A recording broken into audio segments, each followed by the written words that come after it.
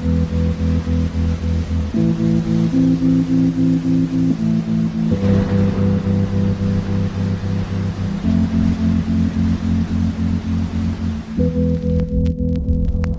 black man in the West has ceased to be black, not of his own volition, but he's actually been stripped of his blackness.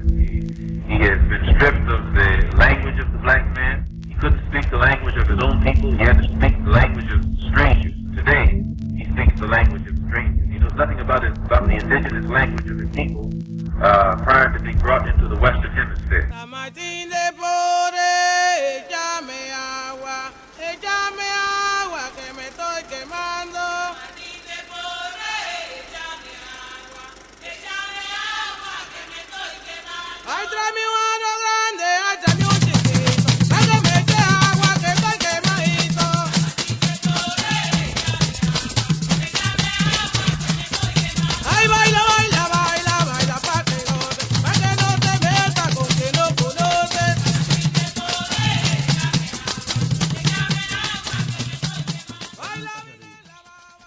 This is San Pedro de Macorís, Dominican Republic, my family's home city in the Dominican Republic.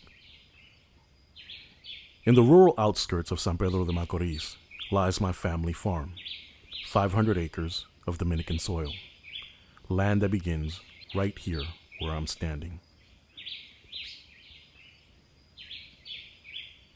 As I watch my father walk his property, I can recall the years of sacrifice and struggle in the United States in order to purchase this land and maintain this land. See, my father worked in factories and as a cab driver to support his family, but also to support this land. When my father was younger, this land was literally his rural hometown.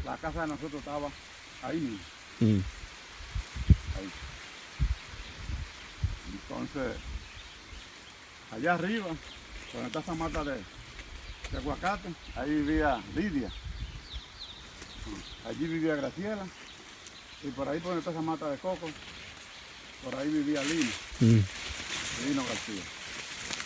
Allí, vamos a dar la vuelta.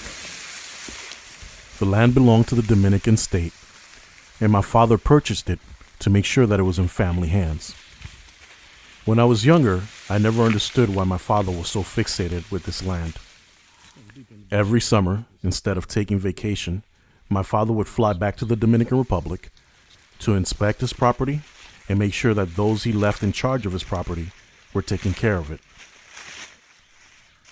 It wasn't until I became much older that I realized why this property had such a hold on my father. Ahí, nosotros cogíamos lo que suelta la palma. Y nos tirábamos de allá arriba para abajo, en unos yagüitos, a la milla de millón. Y teníamos un palo para frenar cuando iba llegando por ahí. Con un palo frenaba. Vuelta maroma. The reason this land means so much to my father is because this is our history. This is as far back as our family can go to say, this is where we're from. This is our family legacy. This is our father's gift to our family. My sisters, my brother, me. As beautiful as this property is, historically, this isn't where our story begins. Historically, this is not the start of our story. The transatlantic slave trade involved the transportation by slave traders of enslaved African people to the Western Hemisphere. The slave trade regularly used the triangular trade route and its middle passage. It existed approximately from the 16th to the 19th centuries. The transatlantic slave trade led to what is now known as the African Diaspora. The African Diaspora is the term commonly used to describe the mass dispersion of people from Africa during the transatlantic slave trades. This diaspora took millions of people from Western and Central Africa to different regions throughout the Americas and the Caribbean. I visited Fordham University to speak with historian Lisa Betty regarding the transatlantic slave trade. In the Western Hemisphere, the African diaspora can be placed in the context of the transatlantic slave trade or the transatlantic trade in African human beings or African captives. Within that context, it's about a 600-year-old process of a large populations of African people coming to the spaces, colonial spaces or newly occupied spaces by European powers. But the African diaspora can be also put in the context of before Columbus, travels and explorations and economic connections made by African peoples to the Western Hemisphere, or that space within the Western Hemisphere, connecting with the Arawaks, connecting with Maya people, connecting with different tribes and ethnicities within that context. But then we could also see the African diaspora as something that happened throughout the world. So looking at not the transatlantic, but the Indian Ocean trade in African captives, which spans a longer period of time, which is about 700 to 1,000 years. The transatlantic slave trade was not the only history of long-lasting mass global enslavement. Less well known is a system that went on for centuries longer, the Indian Ocean slave trade. This system encompassed Africa, Asia, and the Middle East.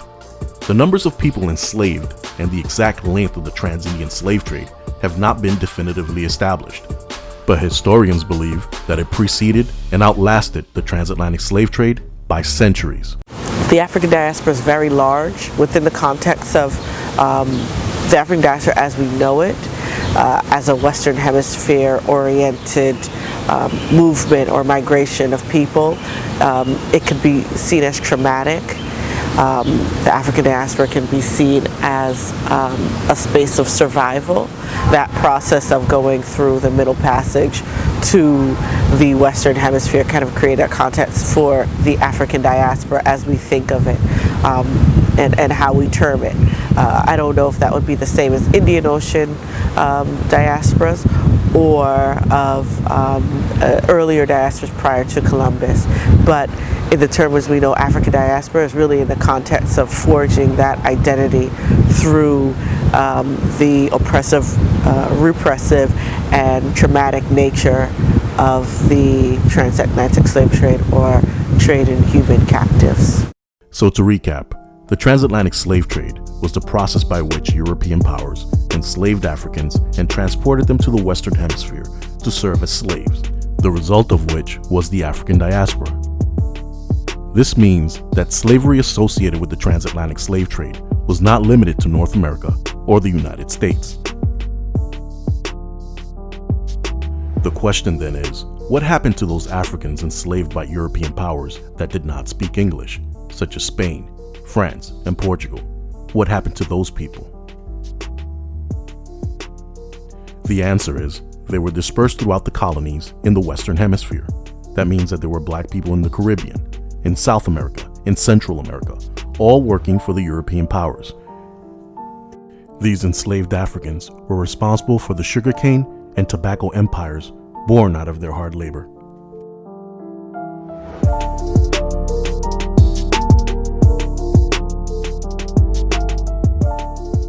For a historical perspective of how the transatlantic slave trade affected the Dominican Republic, I visited CUNY's Dominican Studies Institute and spoke with historian Anthony Stevens Acevedo.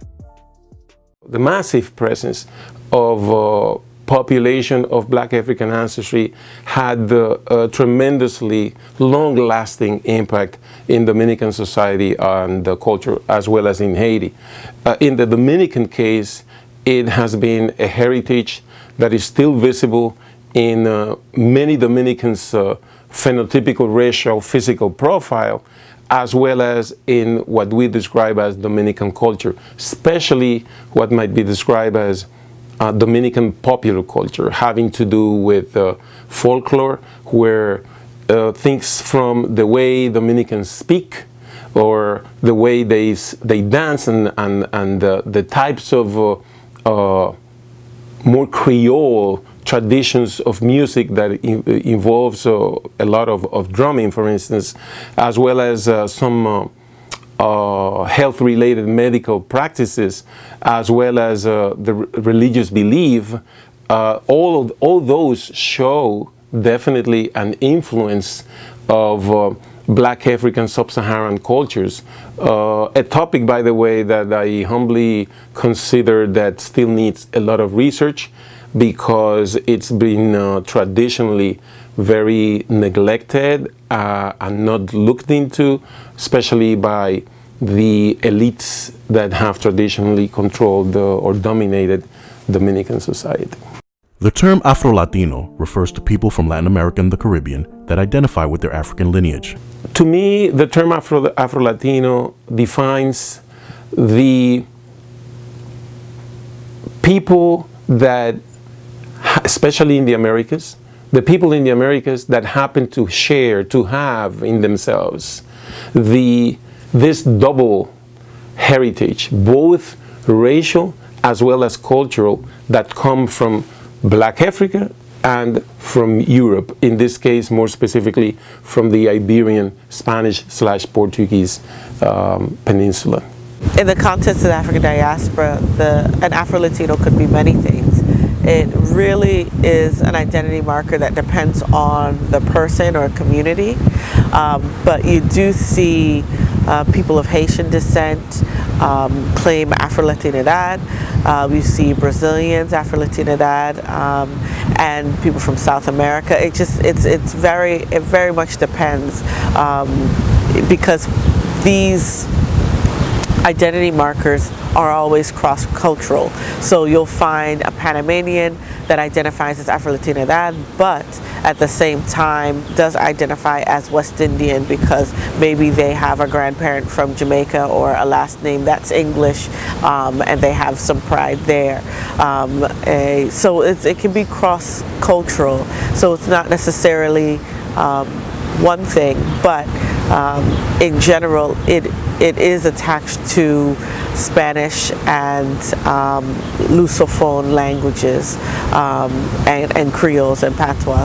So there seems to be kind of a non-English orientation to people who, non-English speaking as a first language orientation to people who identify as Afro-Latino. Hi, I'm Magdalena Albizu. I am the writer, director, and producer of the documentary Negrita. Magdalena Albizu is an Afro-Latina filmmaker who has dedicated her career to enlightening the masses when it comes to the issues affecting Afro-Latinos, especially the issues affecting Black Hispanic women. Magdalena tries to use her art to empower Afro-Latinos. When people think about Latinas, these are the images that we generally see. But what you may not realize is that some of the Black women you see are also Latina. My overall goal was or is to educate, for people to hear experiences, to be able to identify with those experiences and not feel isolated, to be able to talk about it, especially in the Latino community. We don't speak about Blackness and what that means, especially in America.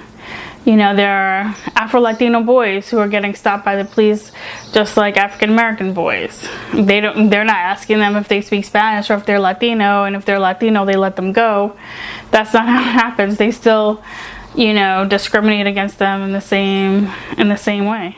So Spank and I were talking earlier, and, just about, because you keep saying we, and it's like your kind of connection with the Black community, but you're Cuban. I'm Black first. Yeah. I'm Black first. So what I always tell people, how you identify yourself. Are you full Cuban?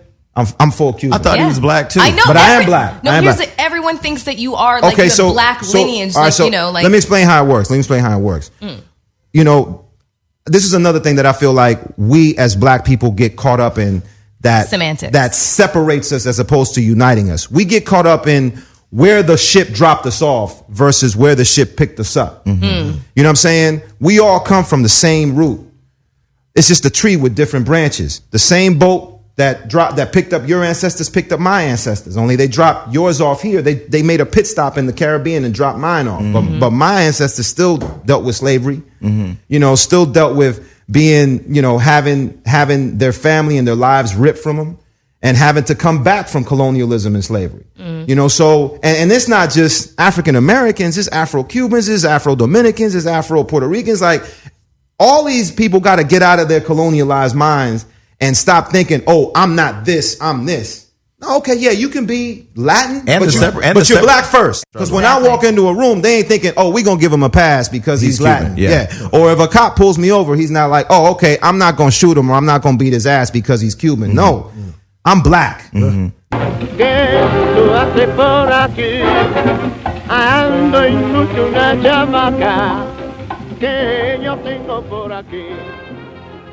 This is Francisco Grillo, popularly known as Machito. Along with his band, the Afro-Cubans, and his sister, Graciela Grillo, they would go on to break ground and become musical legends, icons in the world of Latin jazz. In a time when racism was at its highest in the United States, Mr. Grillo and his sister found refuge among African Americans. Graciela Grillo would pave the way for other female Black Hispanic singers to thrive.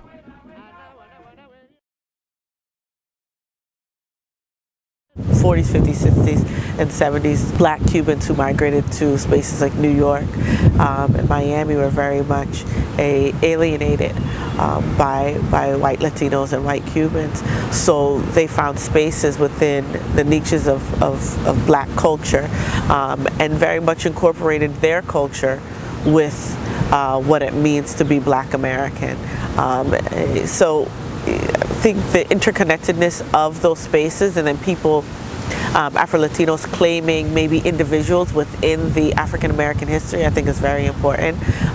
People, you know, many people do it, Jamaicans do it, say, oh no, this person, you know, an important figure within African American history, they're actually, you know, cross-cultural Caribbean. Actually, their family was from South America, actually. So as we're learning more about African American culture and Black culture, we're learning more about how global Black culture is.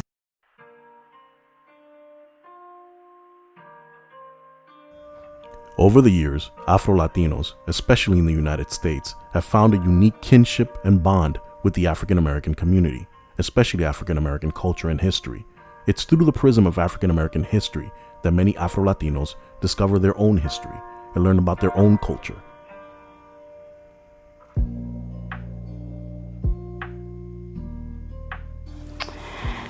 I started to identify with my African heritage in college, more so in college, where I was taking African history, African literature.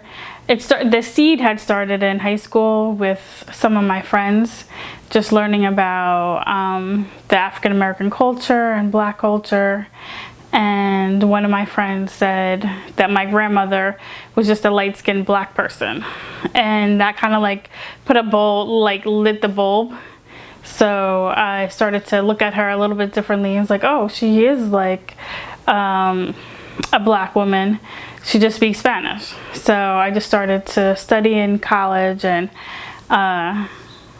more of my friends were of African descent. You know what sparked my interest in Blackness and African heritage was going to the Bronx High School of Science. So I went to junior high school 143, which is right in the hood, Washington Heights, you know what I'm saying, 183rd and Audubon. And I was just like everybody else. I didn't know I was poor until I went to Bronx Science. So when I went to Bronx Science, I was like, oh shit, I'm poor. You know, these kids have more and more money, more resources. And I was a really angry kid. And then a fellow uptowner, Ben Talton from Harlem, he gave me his copy of the autobiography of Malcolm X. I must have been like 14 years old or so. And, you know, and it changed my life. It actually put the Black in Let Black. Like, it made me really dig deep into history. You know, Malcolm was big about how the importance of history. So that really, like, you know, pushed me and propelled me to learn about Dominican Republic and how we were, like, in a sense, the first Blacks, right? Because modern day, you know, Blackness is determined by the plantation and slavery. That first happened on our island. The way that I got in touch with my African identity, or acknowledging that I'm part of the African diaspora was that around junior high school, I had a really close friend named Leonardo Fuentes, and he was a very well-read person and became very self-aware of his Dominican roots being part of the African diaspora. And being that we were so close, you know what kids do at the time, I'm reading something, here, you should check this out, and then I'm in awe and all that. And looking back now, I felt like I wasn't too resistant to the idea. And I think that came from being aware that my features were not very in line with what was considered beauty or Dominican beauty, which also then became amplified in other aspects of the culture when talking about what wasn't pretty or attractive was usually something black. And I was like, but I'm not that black, so what's the thing? But he introduced me to Finding Knowledge of Self, which was all about Africa at first, and you know, Egyptology and all this stuff. And I'm like, seeing that, yes, I know we're connected to that, but we're so distant. And that led to me reading more, engaging more. I was always one of the people who always like to share. Where I felt like ahead of the curve on a lot of things. You know, because I always, like for example, Jordans, which is kind of off topic, but I was a Jordan head before there was Jordan heads, right? Because I used to research it, and then I would have it, and everybody wanted Jordans, you know? And the same thing with books. It's like I read something, I couldn't contain it. I always had to read it and share with my friends. And that's why I think later on the line with the blog, it was just an extension of that. Like, I consume tons of information. I'm an information addict. So I'm always reading, I'm always consuming, I'm always learning. And then I feel like if I don't share it, what was the point of learning it? I think Afro-Latinos discover their history or become somewhat fascinated with African American history and then connect that to cultivating their identity. Because I think at the same time as Afro-Latinos are creating and finding out who they are, because it's there's overt repression and oppression happening to hide certain histories. African Americans are doing the same, Black Americans are doing the same. And then it's also the reality that a lot of these histories are interconnected. So figures within African American history, such as Marcus Garvey, Arturo Schomburg, Sammy Davis Jr., have attachments to an Afro-Latino identity. I say Marcus Garvey because of him spending time in Costa Rica and then having influence in that space of Costa Rica, Cuba, Panama with the UNIA is very important. And create this cross-cultural experience. Arturo Schomburg, as we know, Schomburg is a very important kind of Black cultural center in Harlem, and his goal as an Afro-Latino, a Black Puerto Rican, as what he would say, or Negro Puerto Rican, as he would say, was to connect Black people with the different, with the grandeur of a Blackness in a more global context. He saw it as problematic that Blackness is only attached to the English speaking, because he felt if you go to other spaces that you would really find out how important our contributions have been to the civilizations of the Western Hemisphere, and just how large the Black population is, and how powerful, because of our numbers, how powerful we could be and are. I've only begun to use the term Afro-Latino occasionally after I moved to New York City, after I was exposed to the movement of vindication of Afro-Latinity, if you want, Afro-Latinidad. And I think it's a term, a concept that helps us collectively, all Latinos, all people here in the United States, to better vindicate the dignity, the value, and the peculiarity of this numerous population that throughout Latin America and in the United States happens to share these two racial and cultural legacies. It's a term that's being used a lot, and I think there's also a difference between being Latino culture and a different African culture. You know, for me, Afro-Latinas or Afro-Latinos are of Latino heritage and of African descent, where there are Afro-Latinos who are of African American or Latinos, or African and Jamaican and Latino. So there is a distinction there sometimes that people don't recognize or just lump all of us together.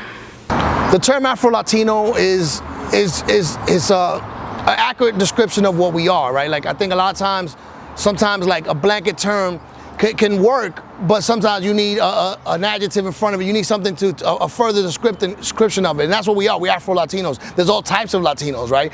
But we are Afro-Latinos. We're Latinos that have a very important and crucial African element. You know, because we're from the Dominican Republic. You know what I mean? That slavery began basically in the Western Hemisphere there. So we have tons of slavery. So that's what Afro-Latino means. It means the Africans in Latino American countries. And I think that we didn't even see ourselves as black in our home countries, which is so funny. It's only when we came to America and dealt with the nonsense that we're like, oh shit, we black. You know, which is another topic on itself. The term Afro-Latino to me is, again, I see its intention. Its intention is to, create an identity post a traumatic situation where people were enslaved and divided and manipulated to think or be a certain way. But I have 2 points on that. Is that one, first and foremost, we're only Latin in America. We're only Latin in other countries when there's groups of us together. But in Ecuador, no one calls themselves Latino. In Dominican Republic, no one calls themselves Latino. In fucking Mexico, no one calls themselves Latino. But we do it here because it's a way of all the little children to get together and say, no, we're from this team and you guys are from that team. Adopting that title is further empowering that and giving into that marginalization. So we're saying, yes, you marginalize us and we're aware of that and we're gonna further do it more. You know what I'm saying? In attention of your culture, like, I don't care what you call me, just be fair, right? If you're not fair, you could be Afro-Latino and be a broke ass Afro-Latino dude. You could be an Afro-Latino hoe. You could be, that doesn't make you better. Of course, it identifies you, but now, for those of us that don't consider themselves Afro-Latino, let's say, now we're at odds. So then let's say in America, you have American whites who don't want to deal with Latinos. You have American blacks, because of the conditioning and the ignorance, don't understand the connection with the Latinos, so they also don't want to be a part of that. So now you take the Latino group and you say, no, let's further divide that now. Now the ones that were, people in my family have soft hair, light eyes, and are white looking, right? Now it's like, you know what, since you guys are not really Afro-Latino, there's certain things that you can't talk about or be a part of. And it's like, sure, you naturally are not a part of, we talk about hair and we talk about body type and all that, but we share the same culture. You know what I'm saying? There's people that practice a lot of, discrete African cultural rituals within my family that don't have nappy hair or big lips or broad nose. They just don't. And all of us is like, nah, we can't, a conversation's gotta be a little different now. Again, the intent of it I get, I just don't buy into it because I grew up in a household with a dark-skinned man with nappy hair and he never called himself Afro anything. He was just Dominican and that was where his pride was. And all the Dominicans that called themselves that shit, they were in the same fucking boat. Well, I'm proud because I know there's so many of us out there and so many of us that need to see someone standing up for ourselves and being a great example, because for a long time there wasn't a lot of examples of Afro-Latinas. It was just what Hollywood saw as the Latin girl, which was a certain look, a certain hair texture, a certain everything. So it's just great to be a symbol of something different. Which doll is the black doll? And which one is the white doll? That one. Which doll is the pretty doll? Which doll is the nice doll? Which doll is the bad doll? Which doll is the nice doll? And which doll is the bad doll? And why is that doll pretty? Because she's white and he has 2 eyes. Which doll is the ugly doll? Why is that doll ugly? Because he's black. Which doll looks most like you? Like me? Yeah, which one looks like you? And that one. Okay. That doll. That was the doll test. Over the years, it's been repeated several times over.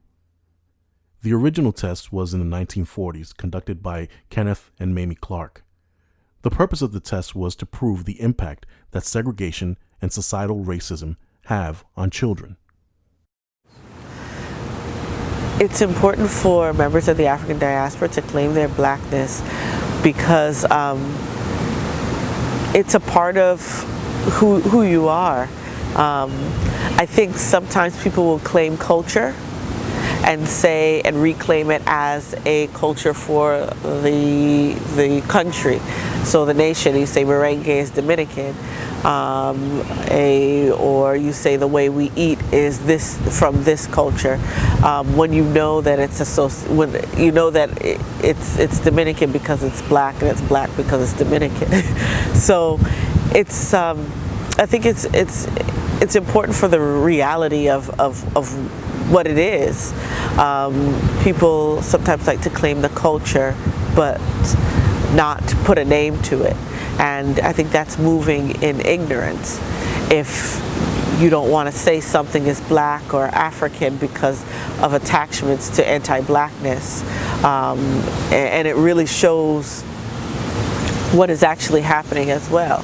When people don't claim their blackness, it's not necessarily because they're not of African descent. It's more attached to politics of anti-blackness that are global, that are creating genocides, creating more enslavement, destabilizing entire countries. So it's attached to something that's a lot bigger.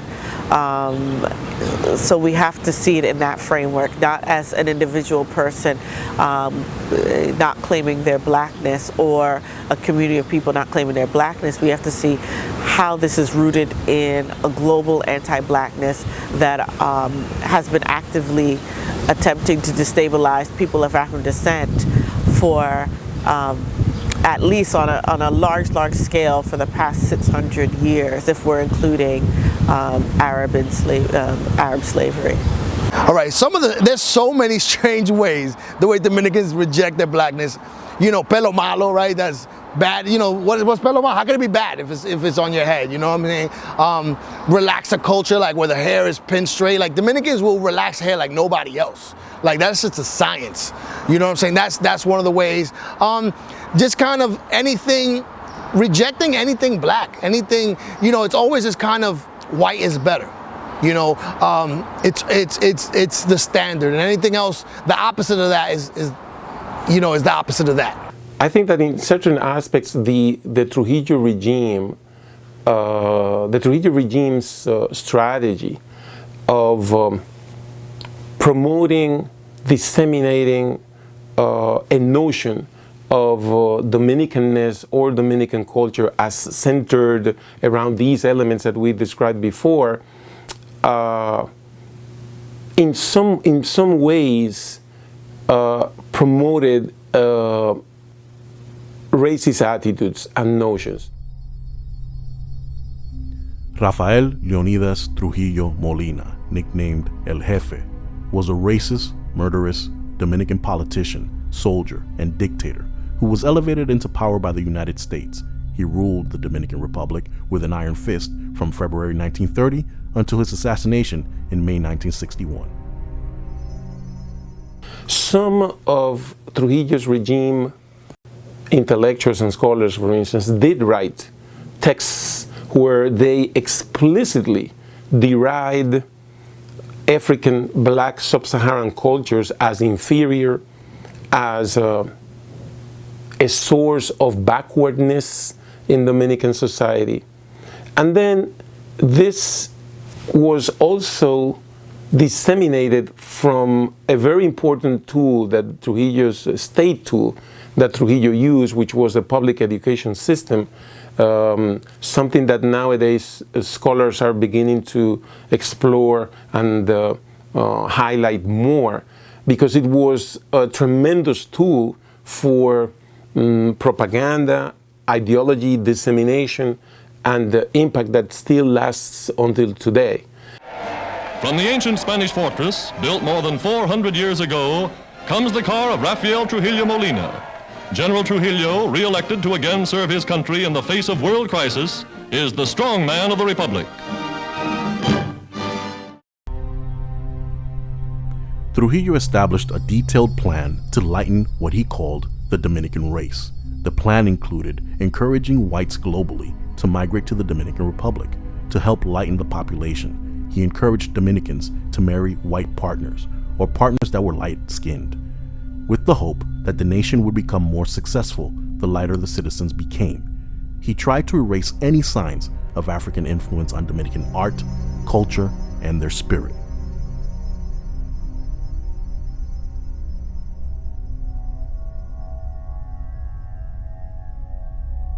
Trujillo's obsession with whiteness and transforming the Dominican Republic into a white nation was a focus of his regime. Trujillo used every state apparatus at his disposal to promote his racist agenda. I think definitely the notions, perceptions, and opinions that you find amongst some Dominicans that tend to reject or deny, more than anything else, the Dominican black African heritage in contemporary times has to do a lot with the Trujillo regime, in the sense that during the Trujillo regime, the expansion of the public school system was a fact. And there was not only the public schools, but an entire, I would say, machinery of production from the Trujillo-controlled state of cultural products that disseminated and reproduced this image of Dominicans as non-blacks, Dominicans as Indios, rather than black people.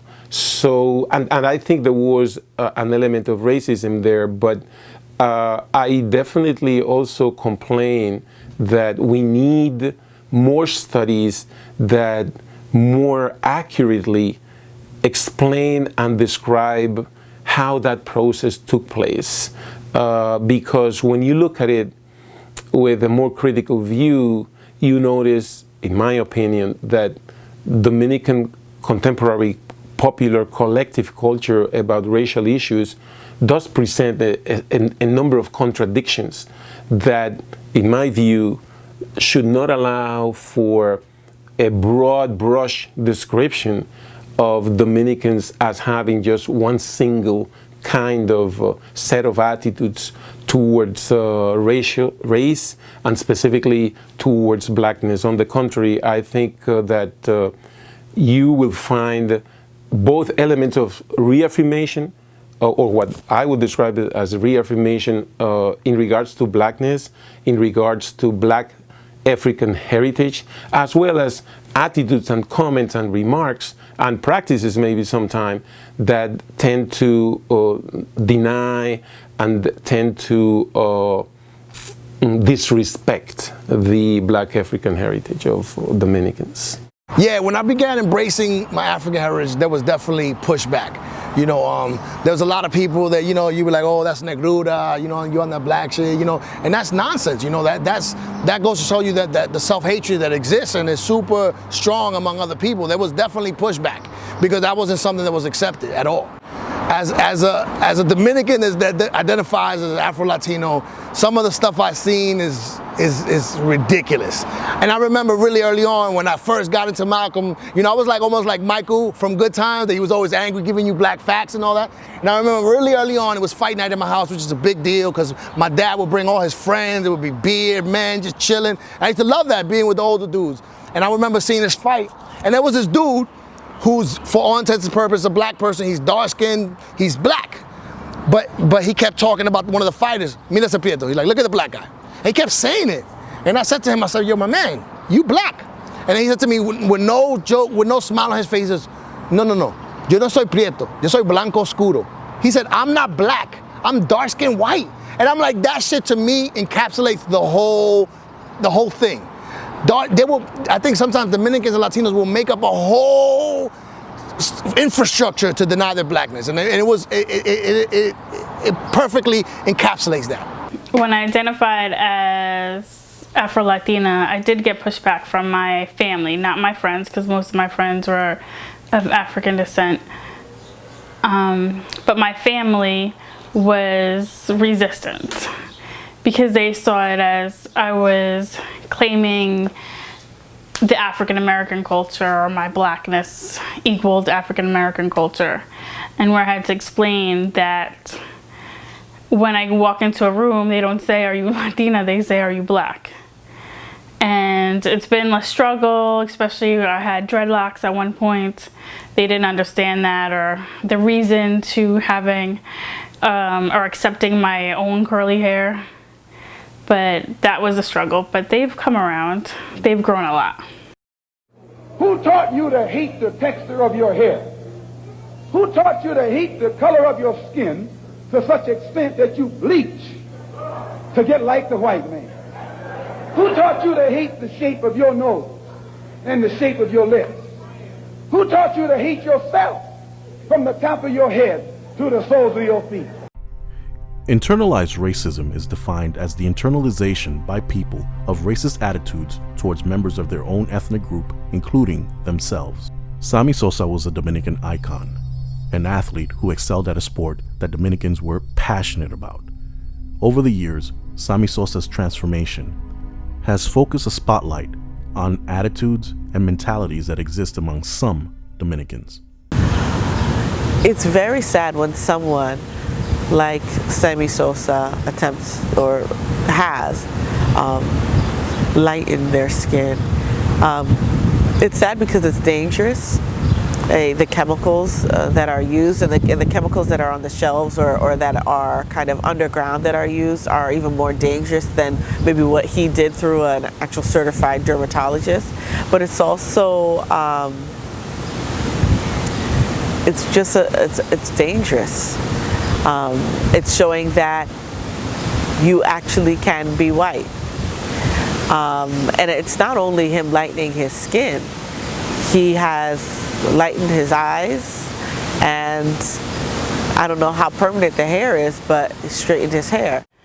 Sammy Sosa's transformation is so sad and depressing. It just shows the self-hatred that he had inside, and money obviously helped him lighten his skin, but didn't, change his mentality or love for himself, because he was making millions of dollars as a baseball player, but obviously hated himself and his skin color. And I would love to know if he felt like him being lighter has changed for him.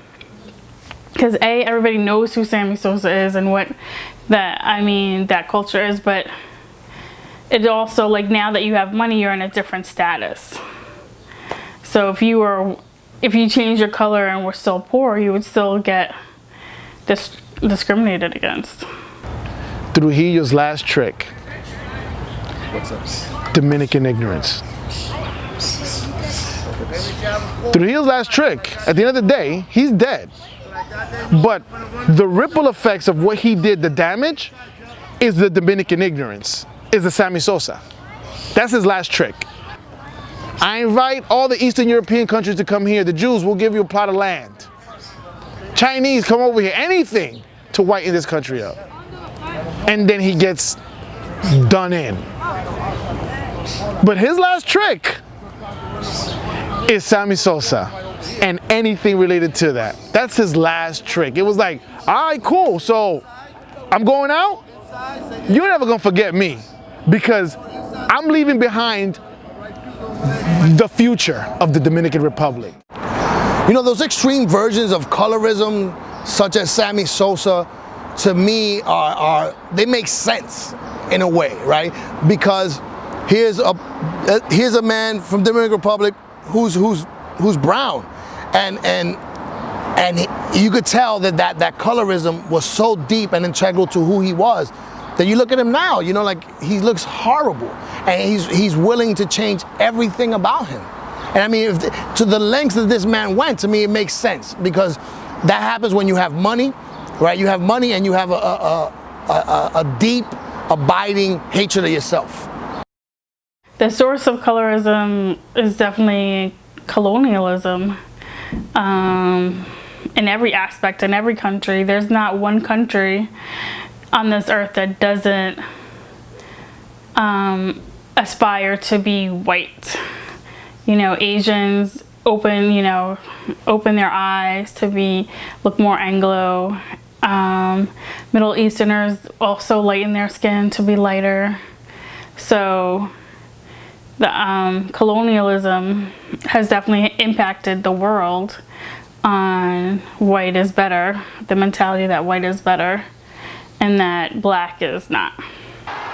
Today I would like to invite you to my real home, the Dominican Republic. Now it's your turn to swing the bat and hit the home run for the most memorable vacation of your life. Come to the Dominican Republic. All Americans are welcome. The Dominican Republic. Come, share our treasures.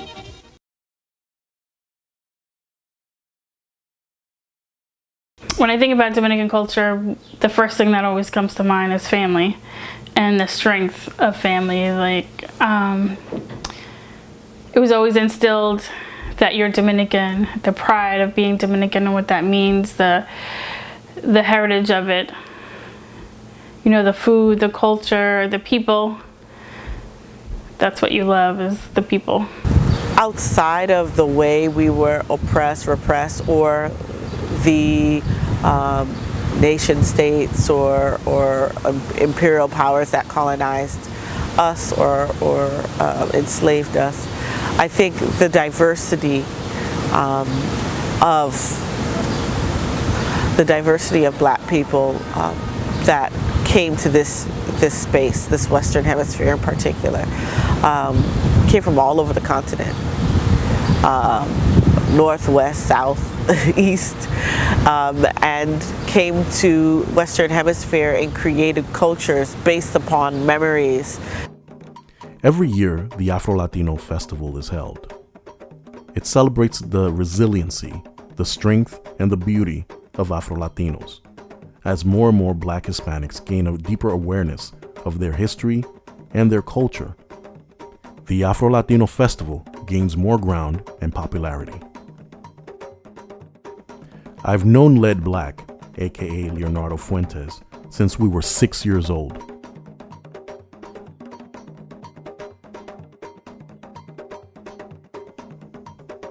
I've known Leo, aka Leopoldo Vasquez, since we were both 7 years old. As freshmen in high school, we formed a bond based on our appreciation of our history, culture, and gaining knowledge of self. As young men, we developed a respect for our African heritage before the term Afro-Latino was even coined. While we might disagree on the term Afro-Latino, we still celebrate our African heritage as adults. I think embracing my blackness has changed everything about my life, right? Because, you know, until I started reading, I was always a reader, right? Because I like to inform myself of the world that I live in. But I was reading the classics, you know what I'm saying? But starting to read Malcolm, starting to read Marcus, you know, starting to listen to like Bob Marley, it changed the way I look at the world, you know, and it changed my place in that world. And I realized that who I was in that world and what I would have to do to make my way in that world. And if it wasn't for that, I think I'd just be like in, you know, in the Matrix, not understanding what's happening, kind of lost. And even though sometimes, like James Baldwin says, to be like conscious in America is to be like in a constant state of rage, and I'm paraphrasing, but it is. But again, I'd rather be mad than asleep. It was no different for me. It wasn't like I was conscious of saying, I want to start a unit, a massive group of self-aware, knowledgeable, conscious men in Washington Heights. No, that shit is way too romantic. The reality was that I have friends who I love dearly, and I don't believe we would be friends for long if I was into something and you weren't. So that connection, and then seeing the excitement that a friend would feel from saying, yo, dude, you put me onto this book, it's so amazing, I love it, blah, blah, blah. I'm like, oh, dope. So now our conversations are constant and take ourselves to a different level. But then we also saw that as a unit, we were outcasted from the rest of our community because they didn't think that way. And at least I didn't feel that I was by myself. I had friends that shared the same passion for pursuing self-identity.